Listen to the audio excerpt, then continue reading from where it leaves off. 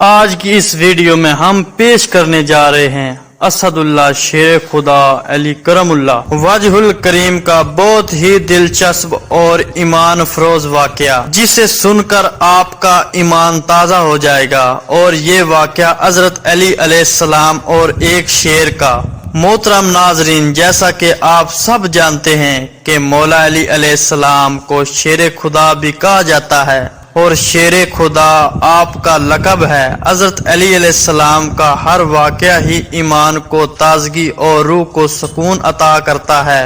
آج کا واقعہ پھر کچھ اسی طرح ہے۔ ایک مرتبہ حضرت علی علیہ السلام تشریف فرما تھے کہ تبھی ایک شخص حضرت علی علیہ السلام کی خدمت میں حاضر ہوا اور عرض کرنے لگا، یا علی علیہ السلام، میں سفر کا ارادہ رکھتا ہوں، لیکن راستے میں مجھے شیر اور جنگلی جانوروں کا خوف ہے۔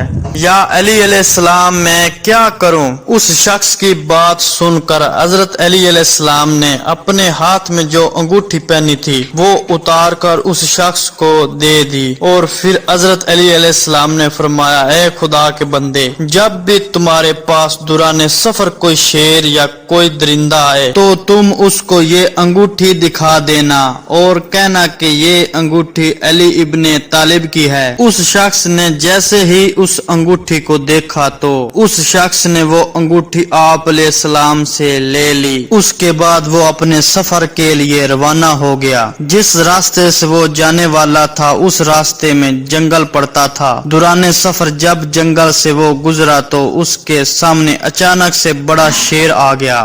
جیسے ہی اس نے شیر کو دیکھا تو وہ شخص گھبرا گیا، لیکن پھر اسے حضرت علی علیہ السلام کی بات یاد آ گئی۔ اس نے وہ حضرت علی علیہ السلام کی انگوٹھی نکال لی اور اس انگوٹھی کو شیر کے سامنے رکھ دیا اور کہنے لگا کہ یہ انگوٹھی حضرت علی علیہ السلام کی ہے۔ شیر نے جب اس شخص کی یہ بات سنی اور حضرت علی کی اس انگوٹھی کو دیکھا تو اس نے آسمان کی طرف سر اٹھایا اور زور سے آواز نکالی۔ پھر اسی طرح شیر نے زمین کی طرف منہ کر کے آواز نکالی۔ پھر اس کے بعد اس نے دوبارہ آواز نکالی۔ پھر اسی طرح مشرق اور مغرب کی طرف منہ کر کے آواز لگائی، اور اس کے بعد وہ پتہ نہیں کیوں شیر بھاگتا ہوا جنگل کے اندر چلا گیا۔ یہ شخص تو اس مبارک انگوٹھی کی کرامت دیکھ کر حیران ہو چکا تھا، اور شیر کا معاملہ دیکھ کر بھی حیران ہو چکا تھا کہ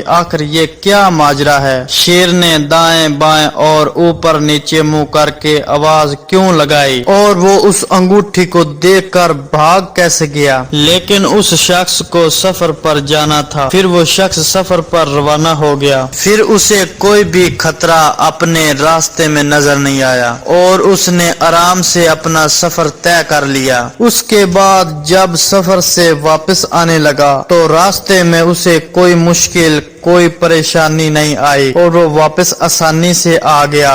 جب وہ شخص اپنے سفر سے واپس آیا تو وہ حضرت علی علیہ السلام کی بارگاہ میں پھر سے حاضر ہوا اور آ کر سلام کرنے کے بعد عرض کرنے لگا، یا علی علیہ السلام، میرے ساتھ ایسا معاملہ پیش آیا ہے کہ جب شیر نے آپ کی انگوٹھی دیکھی تو اس نے منہ آسمان کی طرف کر کے زور سے آواز لگائی، پھر اس نے زمین کی طرف منہ کر کے زور سے آواز لگائی، اور ایسے ہی اس نے مشرق اور مغرب کی طرف منہ کر کے زور سے آواز لگائی، اور پھر بھاگتا ہوا واپس جنگل میں چلا گیا۔ اس شخص کی یہ بات سن کر حضرت علی علیہ السلام نے فرمایا، اے خدا کے بندے، کیا تم کو یہ پتا ہے کہ شیر نے ان آوازوں میں جو اس نے آسمان اور زمین کی جانب منہ کر کے نکالی اور مشرق اور مغرب کی جانب منہ کر کے آواز لگائی تو اس شیر نے کیا کہا تھا؟ تو اس شخص نے عرض کیا، بالکل نہیں حضور، مجھے نہیں پتا کہ اس شیر نے کیا کہا تھا۔ حضرت علی علیہ السلام نے